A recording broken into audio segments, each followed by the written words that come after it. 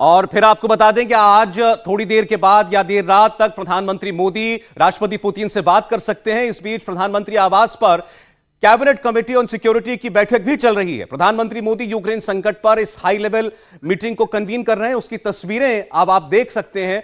प्रधानमंत्री मौजूद हैं, रक्षा मंत्री मौजूद हैं, गृह मंत्री हैं, वित्त मंत्री हैं और तमाम सीसीएस के सदस्य जो हैं वो यहां मौजूद हैं। उन्हें डिटेल में जानकारी दी जा रही है कि इस वक्त यूक्रेन और रूस के बीच क्या हालात बने हुए हैं और यूक्रेन के अंदर इस वक्त सैन्य स्थिति कैसी है और कैसे भारत अपने नागरिकों को वापस भारत लाने में की कोशिश कर सकता है। जैसा हमने आपको बताया, इसके लिए यूक्रेन सरकार से भी भारत सरकार संपर्क कर रही है और रूसी राष्ट्रपति से प्रधानमंत्री आज देर रात, अब से थोड़ी देर के बाद बातचीत कर सकते हैं। तो ये तस्वीरें हैं सीसीएस के अंदर की तस्वीरें। प्रधानमंत्री नरेंद्र मोदी हालात का जायजा ले रहे हैं जो यूक्रेन के अंदर इस वक्त बने हुए हैं, क्योंकि बहुत तेजी के साथ हालात बदले हैं। कल तक कोई यह नहीं सोच रहा था कि एक फुल स्केल इन्वेजन रूस जो है वो शुरू कर देगा यूक्रेन का, और इसीलिए तब तक शायद ऐसे इमरजेंसी हालात की कल्पना नहीं की गई थी। लेकिन यह बात भी सच है कि भारत सरकार ने वक्त रहते ही वहां पर अपने जहाज भेजे थे और वहां से लोगों को आने की, जो भी इच्छुक थे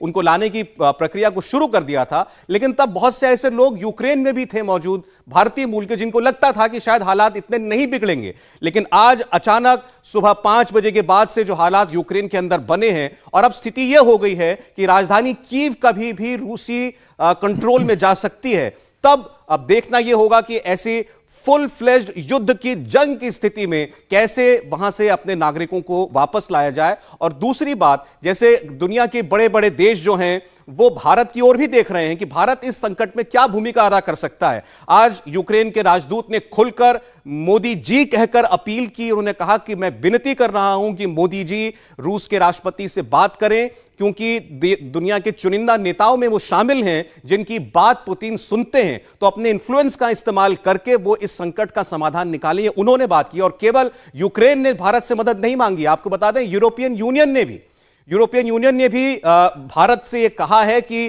भारत को एक बड़ी भूमिका अदा करनी चाहिए इस संकट को हल करने में।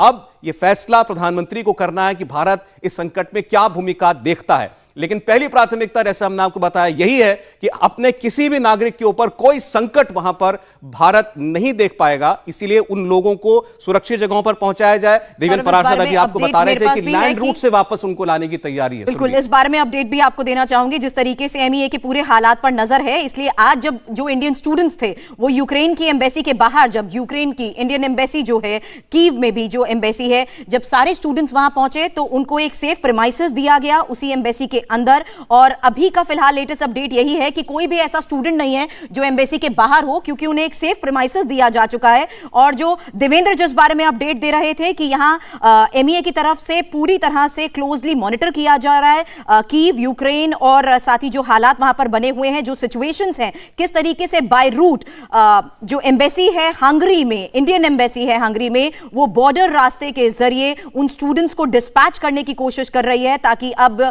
जो लैंड रूट है उसके जरिए इन स्टूडेंट्स को सेफ वापस पहुंचाया जा सके। देवेंद्र पाराशर हमारे साथ बने हुए। देवेंद्र, तस्वीरें हम देख रहे हैं सीसीएस के अंदर की। इस वक्त प्रधानमंत्री को ब्रीफ किया जा रहा है जो भी हालात यूक्रेन में इस वक्त बने हुए हैं।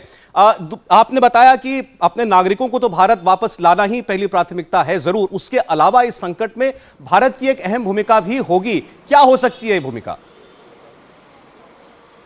दो चीज़ें हैं सौरभ। पहली बात तो ये कि इन यूक्रेन और रसिया दोनों की अगर आप बात कर लें तो इसमें पोजीशनिंग को लेकर भारत निश्चित तौर पे ये नहीं चाहेगा कि उसकी पोजीशनिंग ऐसी हो जिससे रसिया को लेकर कोई गलत मैसेज जाए। और उसके पीछे आप समझ सकते हैं कि रसिया इतना पुराना दोस्त रहा है भारत का, पारंपरिक तौर पर हर एक मामले में सहयोगी रहा है। अभी भी रक्षा आपूर्ति को लेकर भारत बहुत ज़्यादा डिपेंडेंट रहता है रशिया को लेकर। तो इस स्थिति में कोई ऐसा मैसेज देने की कोशिश नहीं की जाएगी जिससे रशिया को लेकर नाराज़गी हो। निश्चित तौर पर भारत का जो एक स्टैंड ये रहता है कि ऐसे किसी भी मसले का हल बातचीत के द्वारा होना चाहिए, कोई तनाव नहीं बढ़ना चाहिए, युद्ध की स्थिति नहीं आनी चाहिए, वो सारी पोजिशनिंग रहेगी, उस पर बहुत ज़्यादा जोर दिया जाएगा। लेकिन ऐसा बिल्कुल नहीं होगा जैसा कि अगर ये कोई उम्मीद कर रहा हो कि रशिया की भारत आलोचना करे, तो कम से कम अभी तक भारत सरकार का स्टैंड देखे ऐसा लगता नहीं है। उसके पीछे स्ट्रेटेजिक जो इंपॉर्टेंस है रसिया का, उसको लेकर निश्चित तौर पर आप समझ सकते हैं कि भारत की पोजीशनिंग ऐसी कैसे है। और यूनाइटेड नेशन की बैठक में भी भारत ने सिर्फ उसको इस पर अपना कंसर्न जताया था, ना कि किसी देश की आलोचना की थी। और वहाँ पर भारत की इस लिहाज से भूमिका सौरभ बहुत ज़्यादा बढ़ जाती है कि दोनों ही देश इस स्थिति में रहेंगे कि वो भारत की बात को ज़्यादा बेहतर तरीके से समझें। और जब यूक्रेन के एम्बेसडर ने जिस प्रकार से प्रधानमंत्री नरेंद्र मोदी से अपील की, वो बताता है कि दुनिया में प्रधानमंत्री नरेंद्र मोदी का अपना जो स्टेचर है वो कितना इम्पैक्ट रखता है। और वहाँ पर निश्चित तौर पर आज रात जब अगर पुतिन से बात हो रही है रूसी राष्ट्रपति के साथ, वो देखना बहुत दिलचस्प रहेगा कि वो किन किन मुद्दों पे बातचीत हो रही है, उस पर रूसी राष्ट्रपति का स्टैंड क्या रहता है। लेकिन देवेंद्र, हमारे देश में ही विपक्ष के कई नेता ये मांग कर रहे हैं, कांग्रेस के सांसद तक ये मांग कर रहे हैं कि भारत को यूक्रेन के पक्ष में एक स्टैंड लेना चाहिए। और उसकी दलील वो ये दे रहे हैं कि कल को अगर चीन कोई अग्रेशन दिखाता है तो फिर हम भी उम्मीद करेंगे कि हमारे साथ भी विश्व के बड़े देश खड़े हों। और उसमें सौरभ, जैसे कि पहले मैंने बताया कि स्थिति दो तरफा है। जैसे अगर रसा के साथ आप कोई ऐसी चीज़ करते हैं, और ख़ास तौर पे वो रसा जो कि हमेशा से आपका पारंपरिक दोस्त रहा है, हर एक संकट के समय वो आपके साथ खड़ा रहा है, आज भी हथियारों की और भारतीय रक्षा सामानों की जो बड़ी आपूर्ति है वो रूस से ही आती है। और उस स्थिति में आप ऐसी पोजिशनिंग कैसे कर सकते हैं? आपने देखा कि अभी जैसे बराक मिसाइल जो आना है वहाँ से रूस से, उसमें भी जब रशिया के ऊपर बैन के ऐलान किया गया, वैश्विक बैन का, तो वहाँ से रशिया के द्वारा ये बताया गया कि भारत के लिए जो मिसाइलों की आपूर्ति की जानी है उसमें कोई बाधा नहीं आएगी, कोई डिले नहीं होगा।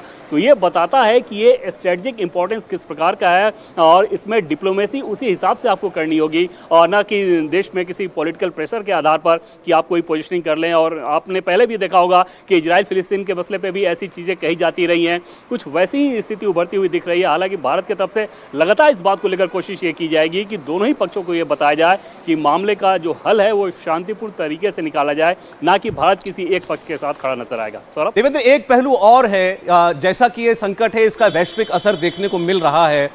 दुनिया भर में जो शेयर मार्केट्स हैं वो क्रैश कर रही हैं। इसके अलावा भारत के नजरिए से एक अहम मुद्दा ये भी है कि हमारी जो ऊर्जा संबंधी जरूरतें हैं, एनर्जी नीड्स हैं, उन पर किसी किस्म का स्ट्रेस ना हो। तो क्या वो भी एक हमारे लिए एक कंसर्न है? निश्चित तौर पे सौरभ, दो चीज़ों को लेकर बहुत ज़्यादा भारत इस बात को लेकर कंसर्न रखेगा कि अगर वहाँ पे हालात और ज़्यादा ख़राब होते हैं और वो अगर लंबा चलता है तो उसका असर भारत की एनर्जी की ज़रूरतों पे और भारत की अर्थव्यवस्था पे भी पड़ना है। और उस लिहाज से ये और अहम हो जाता है कि इस तनाव को ख़त्म करने की दिशा में भारत अपना जितना योगदान दे सकता है वो निश्चित तौर पर देगा। और प्रधानमंत्री नरेंद्र मोदी की जिस प्रकार से सक्रियता आप देख रहे हैं कि आज दिन वो कैंपेन से लौटे, उसके बाद CCS की बैठक चल रही है, और बैठक के बाद ही जाहिर तौर पर यह कोशिश की जाएगी कि राष्ट्रपति पुतिन के साथ जल्द से जल्द बातचीत हो। इसके अलावा जो डिप्लोमेटिक चैनल हैं वो ऑलरेडी एक्टिव हैं, यूनाइटेड नेशन में भी जो भारत के डिप्लोमेटिक चैनल हैं वो ऑलरेडी एक्टिव हैं, और ये समझाने की कोशिश की जा रही है कि तनाव को जितना जल्दी खत्म किया जा सके बातचीत के द्वारा वो बेहतर रहेगा। और ये पूरी दुनिया के लिए है, भारत के साथ साथ। तो उस लिहाज से भारत की पोजिशनिंग वैसी रहेगी निश्चित तौर पर। और ये एक चिंता का सबब ज़रूर है सौरभ कि ऑलरेडी आप देश में देखें तो महंगाई के संकट से देश जूझ रहा है, वो एक कंसर्न है। और वहाँ पर अगर युद्ध और लंबा छिड़ता है, जो कि शुरू हो चुका है, और अगर लंबा छिड़ता है और भयानक होता है तो स्थिति और ज़्यादा ख़राब हो सकती है। और वहाँ पर निश्चित तौर पे ये समझाने की कोशिश रहेगी दुनिया के दूसरे देशों को भी, रूस और यूक्रेन के साथ साथ, कि इस मसले का हल बातचीत के द्वारा ही निकाला जाए। सौरभ, देवेंद्र, फिलहाल शुक्रिया आपका इस पूरे अपडेट के लिए, और आगे जब ये बैठक खत्म होती है तो और अपडेट आपसे लेंगे। इंडिया टीवी हर वक्त हर जगह डाउनलोड करने के लिए सर्च करें India TV news Google play store या ऐप स्टोर पर।